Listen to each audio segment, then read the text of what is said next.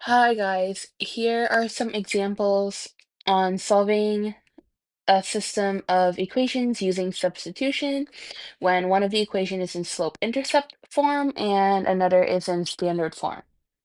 So, um, in our example here, our first example, we have y equals 2x plus 7 and 3x minus 4y is equal to negative 13. So our first equation here is in slope-intercept form, and the second equation is in standard form. When it's set up like this, it's actually helpful because our first step is actually to have one of the equations in either y equals or x equals, right? So since the first equation here is starting off with y equals, then all we need to do is substitute what y is equal to in the first equation into the second one. So in our first equation, y is equal to 2x plus 7. So if y is equal to 2x plus 7 in the first equation, then this y in the second equation would also be equal to 2x plus 7. So we are going to substitute 2x plus 7 for y into the second equation so that we can solve for x.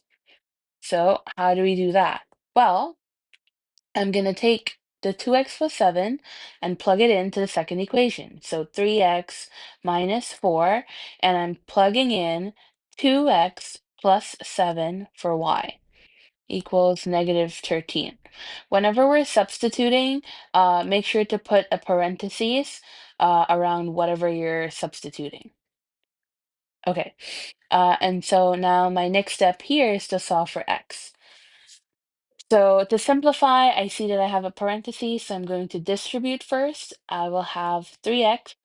Negative 4 times 2x is negative 8x. Negative 4 times 7 is negative 28. All of that is equal to negative 13. Okay, I'm still solving for x, so now I'm going to combine my like terms. 3x minus 8x is negative 5x minus 28 is equal to negative 13. Next step here, to get that negative 5x by itself on the left side, I'm going to use inverse operation, and I'm going to add 28 to both sides. This will cancel out, and I'll be left with negative 5x is equal to 15. Negative 13 plus 28 is 15. And now my very last step here to get x completely by itself to solve for the x is to divide both sides by negative 5. That negative 5s will cancel out and we'll have x is equal to negative 3. And that's it. We've solved for x. Now that I know what the x value is, I know that x is negative 3. I need to find out what is my y value.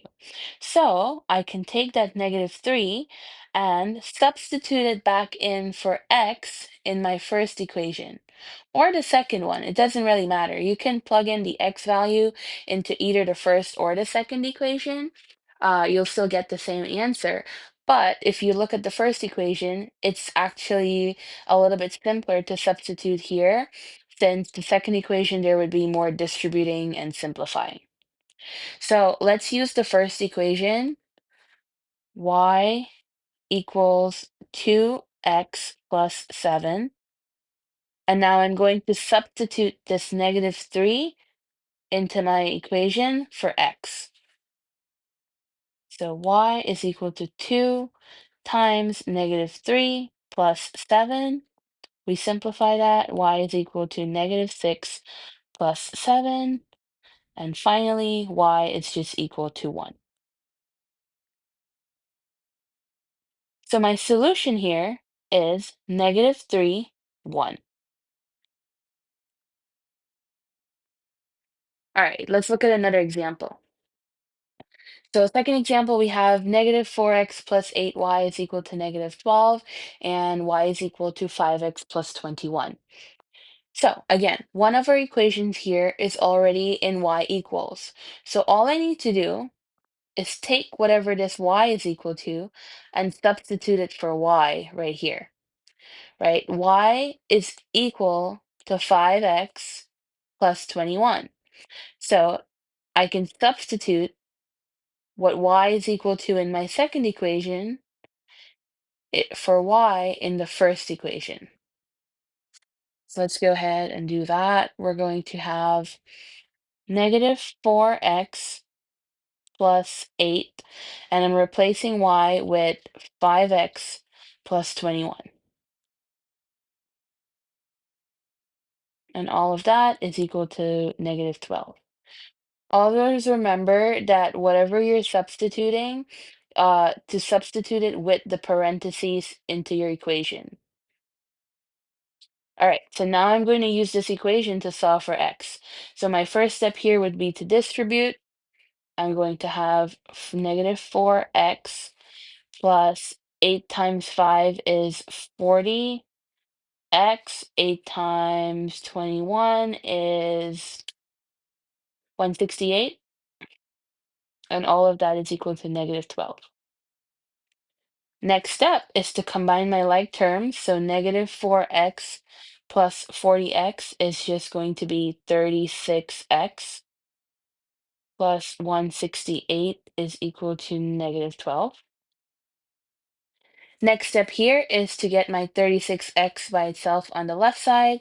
So I'm going to use inverse operation, or opposites, and I'm going to subtract 168 from both sides.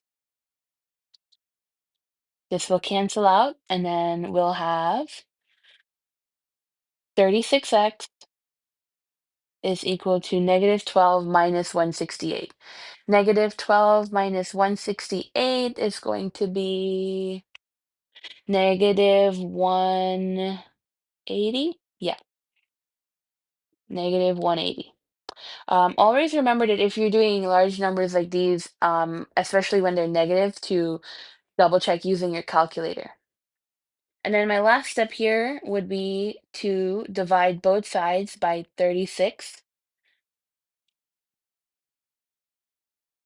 This will cancel. 36 divided by 36 is just 1, so we'll just be left with x is equal to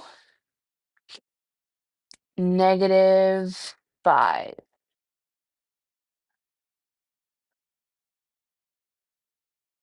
Great.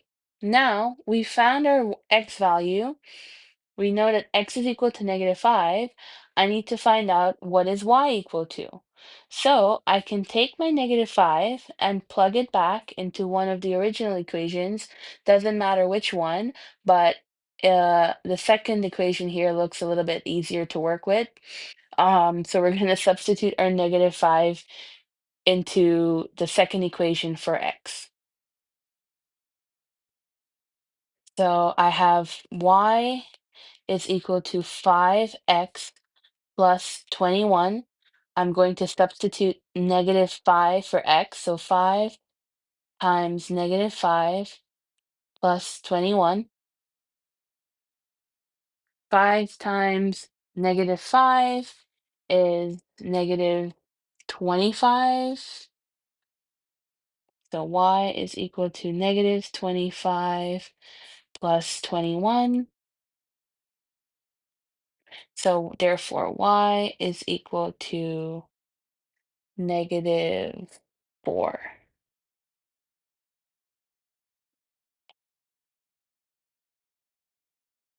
So my solution here is negative 5, negative 4.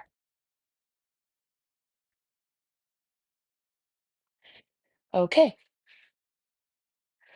let's look at two more examples. So we have 6x plus 7y is equal to 20, and y is equal to 2x.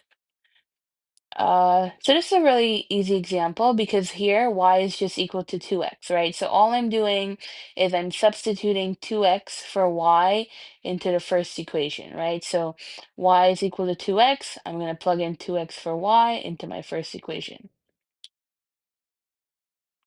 So 6x plus 7. And instead of 7y, I'm going to replace that y with 2x. Don't forget the parentheses. Now we solve for x, right? So we're going to distribute first. 7 times 2x is just 14x equals to 20. Now we combine the like terms. 6x plus 14x is going to be 20x equals to 20. Last step is to divide both sides by 20. That cancels out, and we're left with x is equal to 1. Now that I know what my x value is equal to, I can use that and substitute it back into my equation to solve for y. So I know that y is equal to 2 times x. Therefore, y is equal to 2 times 1 because we just found out that x is equal to 1. Therefore, y is just equal to 2. So my solution here is 1, 2. 1 comma 2.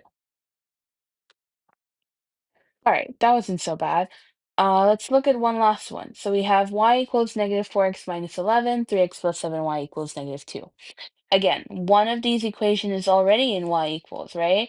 So I'm just going to take this as this expression, what y is equal to negative 4x minus 11, and I'm going to substitute that entire expression for y in the second equation.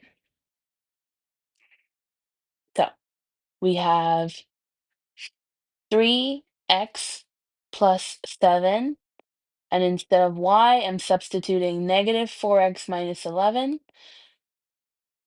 Always remember that parentheses, and all of that is equal to negative 2. Okay, next step, we're going to distribute. So 3x, 7 times negative 4x is negative 28x. 7 times negative 11 is negative 77. And all of that is equal to negative 2. Next step is to combine my like terms. So 3x minus 28x is negative 25x minus 77 is equal to negative 2. Next step here is to get that negative 25x by itself on the left side. So I'm going to add 77 to both sides.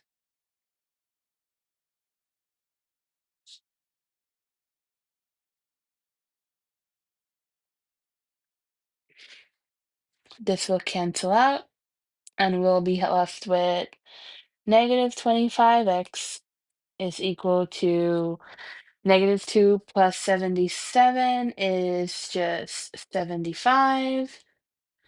And then our last step here would be to divide both sides by negative 25. So divide both sides by negative 25. This will cancel out, and then we'll have x is equal to negative 3. Cool.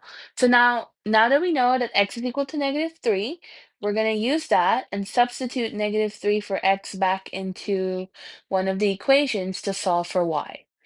So again, this equation with y equals, the first one is looking a bit simpler, so we're going to substitute negative 3 for x in that first equation.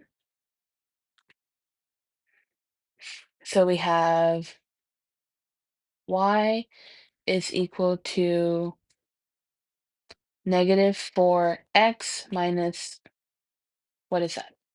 Minus 11. So y is equal to negative 4. Plug in negative 3 for x. Minus 11.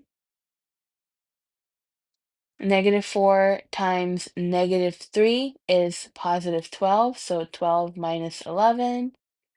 Therefore, y is just equal to 1.